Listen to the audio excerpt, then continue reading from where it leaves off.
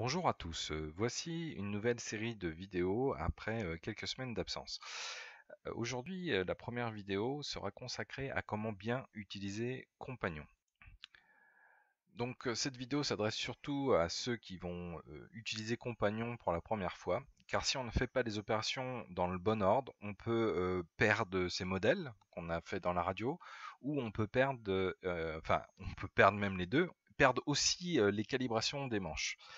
Alors voilà, donc cette vidéo va vous expliquer comment brancher la Taranis, comment importer les modèles, modifier et réexporter les modèles dans la radio. Donc, afin d'éviter tout problème comme énuméré un peu plus tôt, voici l'ordre des opérations à effectuer. Donc, respectez cette séquence et vous n'aurez aucun problème pour importer, modifier et exporter vos réglages. La première étape, c'est de démarrer sa Taranis en mode bootloader. La deuxième étape, c'est de brancher la Taranis sur son PC. La troisième étape, c'est d'importer les modèles et les réglages, ça va se faire automatiquement en même temps, depuis la Taranis vers le PC. On fait une sauvegarde sur son PC, et c'est extrêmement pratique. En cas de mauvaise manipulation, on peut revenir en arrière. 5, on fait les modifications. 6, on sauvegarde à nouveau sur le PC. Pareil, en cas de souci, on peut revenir à ce point de sauvegarde. 7, on exporte les modèles et réglages depuis le PC vers la Taranis. Et finalement, on éjecte les lecteurs qui sont apparus lorsqu'on a branché la Taranis sur l'ordinateur. Alors, ici je parle de PC, mais bien évidemment, les étapes sont les mêmes si on est sous Linux ou sous Mac. La première étape est de démarrer la Taranis en mode bootloader. Donc je me suis filmé en faisant la procédure. Donc hop, je vous montre. Donc on pince les trims horizontaux vers l'intérieur, on allume la radio et on relâche tout. Et voilà, on est en mode bootloader. Ici, je fais une petite pause. L'opération est la même pour les Taranis X7 et évidemment la même chose pour les Taranis X9E, donc la version pupitre de la Taranis X9D. Sur la Taranis X7, attention, il faut appuyer une fois de quelques secondes et relâcher le bouton Power. Il ne faut pas maintenir le bouton appuyé en permanence, sinon vous allez avoir des petits soucis pour passer en bootloader. Je ne l'ai pas testé moi-même, mais j'ai vu des personnes qui ont reporté ce problème sur le forum. Alors, on continue. Une fois qu'on est démarré en mode bootloader, on retourne la radio et on va brancher le cordon USB dessus. Alors, pareil, attention ici, je refais une petite pause. À l'intérieur de la Taranis, il y a un processeur de chez STMicro, le STM32. Son port USB est extrêmement sensible, c'est-à-dire il est un peu capricieux. Donc si vous avez des problèmes lorsque vous branchez votre Taranis sur votre PC, essayez avec un cordon de très bonne qualité et 2, le cordon le plus court possible. Souvent, lorsqu'on a des problèmes de connexion, c'est que le cordon est trop long. Donc essayez avec un cordon le plus court possible et de bonne qualité. Il paraît qu'il faut éviter aussi l'USB 3. Personnellement, sur mon ordinateur, j'ai que des ports USB 3 et je n'ai pas de soucis. Mais si vous avez les deux, USB 2, USB 3, et que vous avez des problèmes, privilégiez l'USB 2. Donc on continue, on branche, et à partir du moment où on branche, on va entendre un ding ding sous Windows, indiquant qu'il y a un nouveau périphérique de brancher. Et là, hop, la Taranis vous indique qu'elle est bien connectée en USB. Et lorsqu'elle est connectée en USB, on voit apparaître ici deux lecteurs. Le premier lecteur, donc dans mon cas qui s'appelle SDC SEB, c'est en fait la carte SD qui est à l'intérieur de la Taranis. Et le deuxième lecteur qui se nomme Taranis est en fait un lecteur utilisé par Compagnon pour mettre à jour le firmware. Donc celui-là, il ne faut surtout pas y toucher, rien à effacer. Vous faites comme s'il n'existait pas. Celui qui nous intéresse, c'est le, le, Alors, une fois la radio branchée, on lance OpenTX. Et ici, on va cliquer sur ce bouton-là afin de lire les réglages depuis la radio.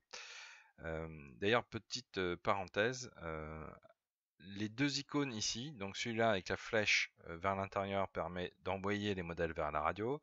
Celui-là permet de récupérer les modèles de la radio. Ces deux icônes-là, eux, vont permettre de sauvegarder, de transférer, de faire une sauvegarde ou de transférer une sauvegarde vers la radio. C'est-à-dire, c'est tout d'un coup. Par exemple, si je fais sauvegarder, hop, vous voyez, il me crée un fichier binaire avec tout ce qu'il y a sur la radio directement. Et c'est non éditable. Les deux boutons ici permettent de mettre à jour la radio.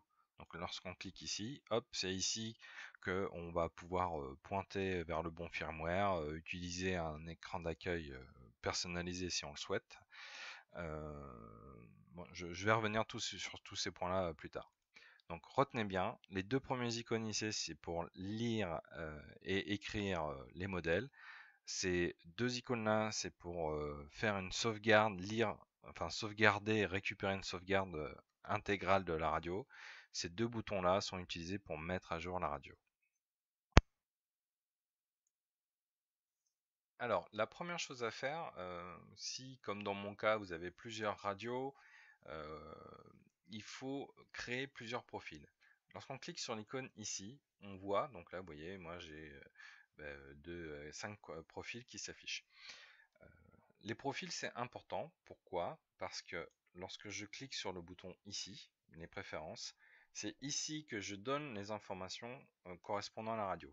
Donc, en l'occurrence, moi je vais dire ça, c'est une radio, c'est une X9D+. Les langues du menu sont en français. Voici mes options de compilation. Donc, c'est les options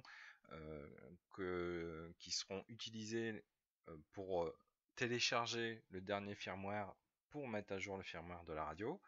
C'est ici aussi où on peut spécifier le chemin de la carte SD. Donc, bon, moi en l'occurrence, ce que je fais, c'est que ma carte SD, je la sauvegarde sur mon PC. Mais c'est ici où on pourrait indiquer directement la carte SD de votre radio, suivant quel lecteur il s'affiche. Moi en l'occurrence, ce serait G2 points. Donc, vous voyez, il faudrait que je mette G2 points ici. Et c'est ici aussi qu'on va définir quel est le mode par défaut, l'ordre des voix. Il y a quelques autres réglages ici. Donc ici, il y a une nouveauté dans OpenTX 2.2, c'est que par défaut, lorsqu'on ajoute un modèle sous compagnon, soit il lance l'assistant, soit il édite le modèle, ou soit il fait que créer le modèle et rien ne se passe. Donc ça, c'est suivant les préférences de chacun, plus quelques paramètres pour le simulateur. Donc on a la chance, tout est traduit en français.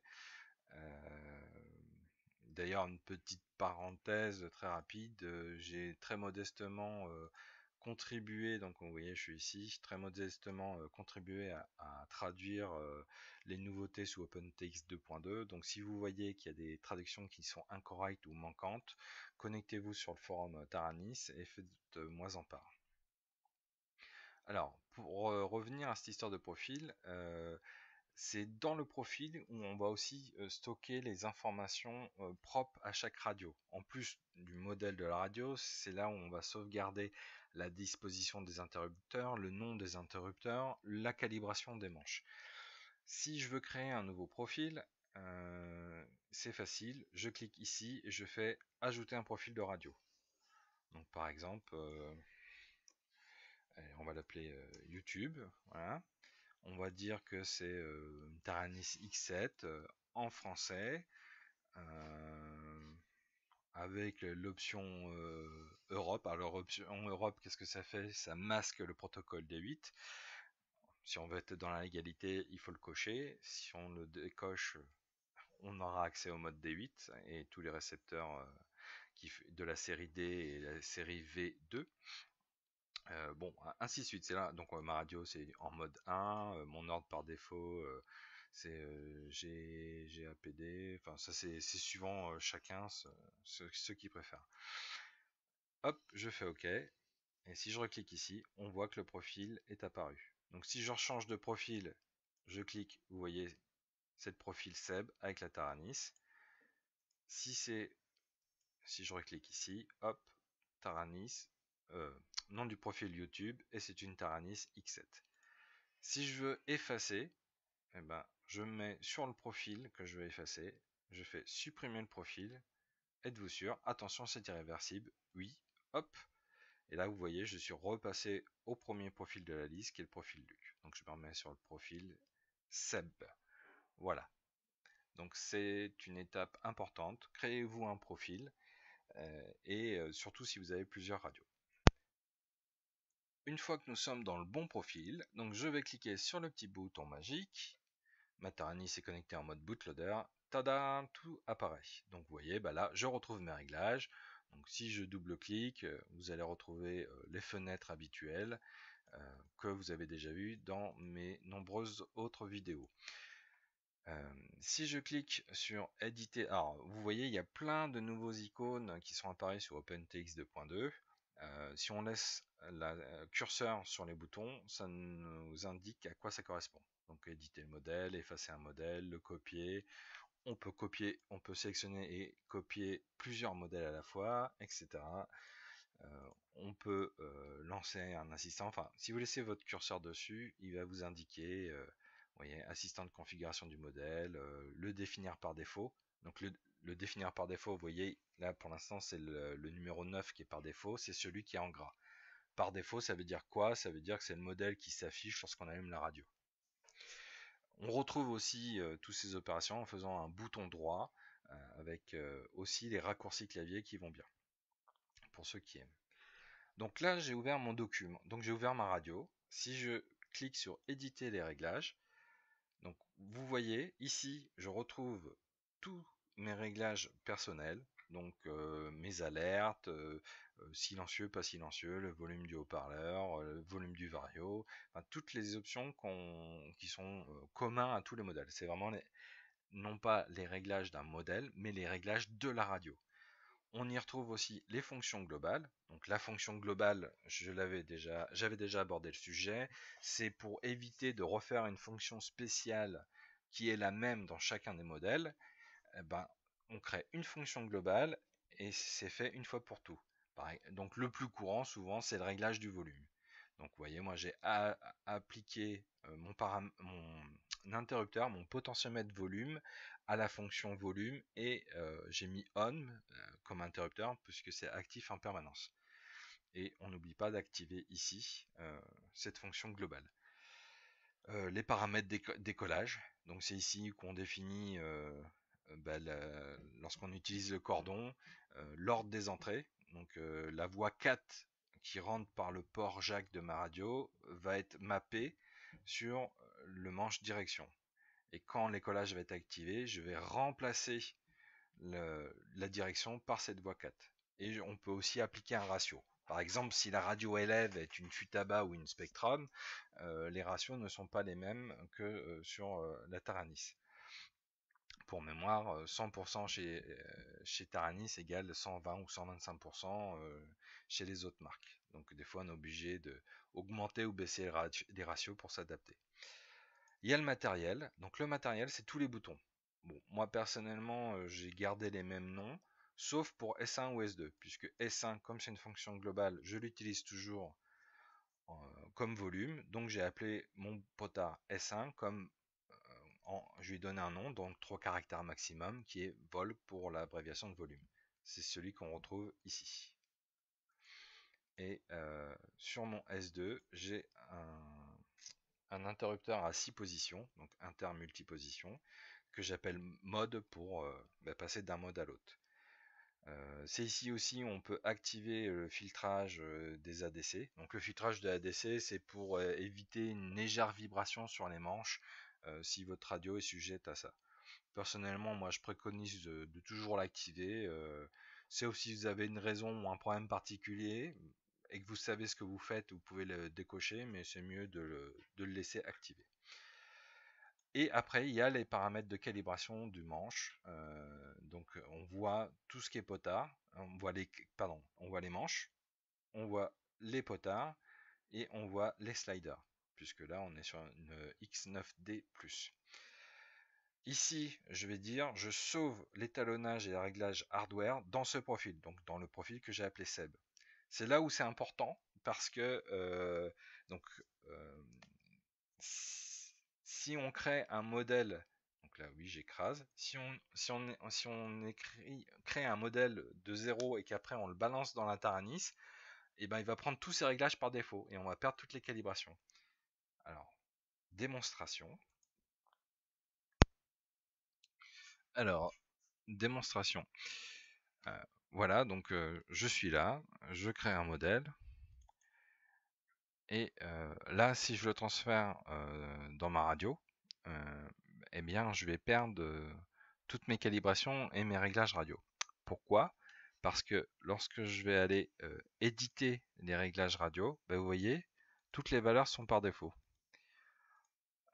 Si je sauvegardais mon profil comme je vous ai montré avant dans mon profil actuel, donc par exemple Selb, là je peux faire lire l'étalonnage, donc les calibrations et les réglages hardware. Bon, on pense que rien ne s'est passé, mais en fait il faut fermer et rouvrir la fenêtre. Et là, tadam, on retrouve tous les réglages et toutes les calibrations. Donc c'est cette opération qui est méconnue et qui fait que souvent les gens perdent leur calibration, le mode, voire la langue, lorsque on crée un modèle sous compagnon directement et qu'on le balance dans la radio. Donc c'est pourquoi la bonne procédure, donc là, je ferme tout, on revient à notre point 2, on a branché la radio, 3, on importe les modèles et les réglages depuis la Taranis. Donc voilà, je suis sur mon modèle SEB que j'ai créé, j'importe les modèles, et là quand il importe les modèles, il importe aussi les réglages. Alors on peut les sauvegarder dans le profil s'il y a eu un changement depuis la dernière fois, mais c'est pas obligé de le faire à chaque fois. Une fois que je suis là, je fais une sauvegarde. Donc là, YouTube 1, voilà. Et hop, quoi qu'il arrive, maintenant tout est sauvegardé, aussi bien mes modèles que mes réglages radio. Donc là, je suis safe, sauf si j'ai un problème avec mon ordinateur. Au moins, là, si j'ai un problème avec ma radio, je suis sûr de ne rien perdre du tout. Donc une fois qu'on a chargé ces modèles, c'est là où on peut faire des modifications, rajouter un modèle, refaire une sauvegarde et rebalancer dans la radio. Donc je vais vous montrer comment on fait. Ici, alors par exemple, j'ai ma Lady Burn là, hop, j'ouvre, j'ai mes réglages, je fais des modifications et ici il y a un bouton en bas, simulation. Donc je clique sur simulation. Alors ici il y a plein de merveilleuses nouveautés qui sont apparues avec OpenTX 2.2. Donc le premier, donc pareil, si on laisse le curseur sur l'icône, il va y avoir une petite bulle d'aide qui va s'afficher. Donc ici, on peut afficher tous les paramètres de la radio. Enfin, lorsqu'on se balade dans la radio, on doit passer à un menu ou à une page suivante pour afficher ces informations. Là, en cliquant sur le bouton, on les a tous sous les yeux. Donc on a les IL, les interrupteurs logiques. Donc vous voyez, l'interrupteur logique 1 et 2 qui sont actifs, tous les autres qui sont à l'état faux, et le 0,1, 0,2 qui sont à l'état vrai. On a toutes les variables globales en fonction des phases de mode, des phases de vol. Donc là, hop, vous voyez, là je change de phase de vol, et on voit passer de l'un à l'autre. Et ici, nous avons toutes les voies, donc on peut les faire défiler. Donc si je bouge, bah, vous allez voir, ça bouge. Tac, tac, tac. Donc ici, pareil, magnifique. Les boutons correspondent à ce qui est défini dans nos paramètres matériels, à savoir le nom, si c'est un interrupteur plusieurs positions, ou si c'est un potentiomètre classique. On a aussi les sliders, les trims, on retrouve tout ce qu'on avait sur l'ancien simulateur compagnon 2.1 et 2.0, mais en beaucoup mieux. Si on le souhaite, on peut ne pas tout afficher. Vous voyez, on peut sélectionner quelles sont les sorties qu'on veut voir affichées dans cette fenêtre. Ici, donc, si je laisse mon curseur, on va voir simulateur de télémesure. Donc ça existait déjà en 2.1, mais là ils ont fait beaucoup de progrès sur la OpenTX 2.2, compagnon 2.2. Donc ça, c'est tous les informations de télémétrie que l'on peut simuler. On peut les simuler plus ou moins vite, et là où c'est très fort, on peut même aller chercher un fichier de log d'un vol précédent et simuler ces informations-là. Cette icône ici, c'est pour simuler une entrée élève, comme s'il y avait un élève de branché sur l'entrée DSC de notre radio. Ici, on a une fenêtre de débugage qui affiche toutes les opérations qui se passent sur la radio, tous les appels à la carte SD. C'est ici aussi où ça peut nous aider pour débugger des scripts Lua. On peut même activer des filtres. Donc ici, si on clique ici, il y a toute une explication de comment les filtres fonctionnent. Donc c'est basé sur les expressions régulières ou les regex. On peut modifier la taille du tampon, c'est-à-dire le nombre de lignes qui va être sauvegardé. Ici, c'est pour faire un retour automatique ou pas lorsque la fenêtre est fermée, ou est-ce que on préfère avoir l'ascenseur qui s'affiche en bas. Et finalement, ce dernier bouton est le bouton qui permet d'effacer tous les logs. Ici, lorsqu'on clique sur cette icône-là, en fait, ça va recharger tout l'environnement et relancer les scripts Lua. Donc ça, c'est pratique pour ceux qui développent des scripts en Lua. Ce bouton ici permet de recharger tous les paramètres de la radio sans redémarrer le simulateur. Ici, ça nous permet de prendre une capture d'écran de ce qui est affiché ici. Et ici, c'est pour ouvrir la boîte du dialogue si on veut brancher un joystick et plutôt que manipuler ces icônes, si on préfère utiliser un vrai joystick. Et ici, c'est une aide sur tous les raccourcis clavier. Alors ça, c'est très sympa aussi, c'est une nouveauté.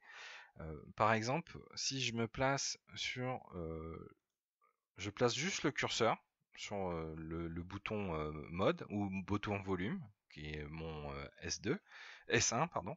Si j'utilise la molette de ma souris vers le haut, vers le bas, ben, vous voyez, je peux bouger la valeur. Pareil ici. Pareil si je me place au-dessus. J'ai pas besoin de cliquer.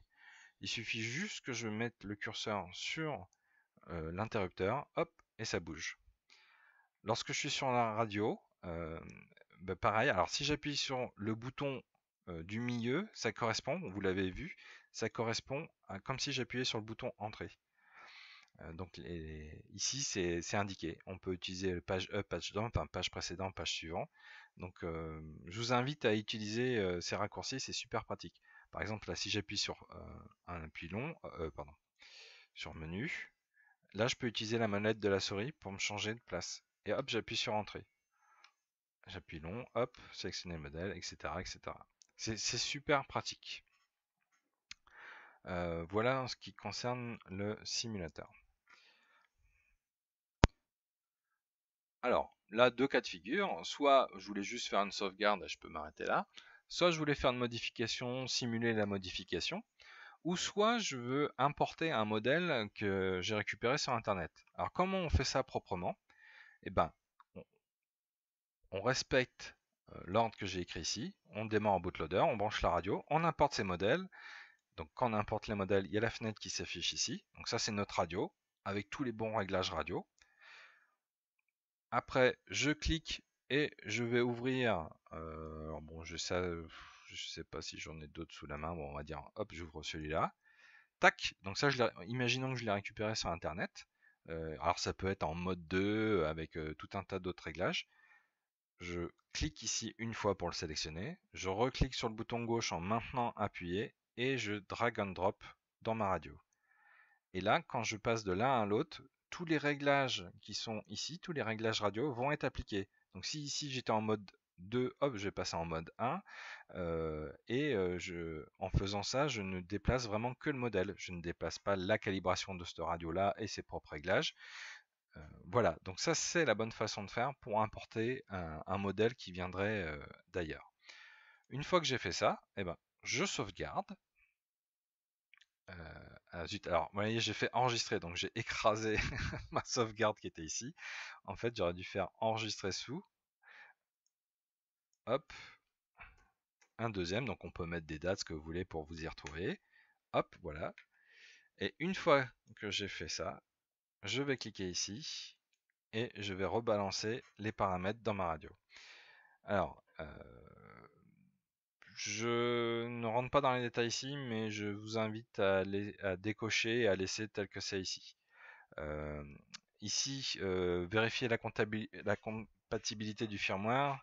En fait, c'est pour s'assurer que si ici on a, ça vient d'une autre radio, enfin, si la fenêtre qu'on a ouverte, c'est par exemple pour une X7 et qu'on veut balancer dans notre radio. Enfin, en fait, j'avoue que je suis plus trop sûr. Je pense qu'il y a ça, mais je pense qu'il y a une histoire de firmware. Enfin, moi personnellement, ça m'a posé des soucis à un moment donné, je l'ai décoché. Ici, par contre, si je coche ici, ça veut dire que lorsque je vais transférer, je ne vais pas transférer que les modèles, mais je vais transférer aussi les réglages radio qu'on voit ici dans ma radio. Alors attention, si vous cochez ça, là c'est le drame, surtout si vous avez pas de réglage ici ou les réglages par défaut, vous allez perdre tout ce qu'il y a sur votre radio.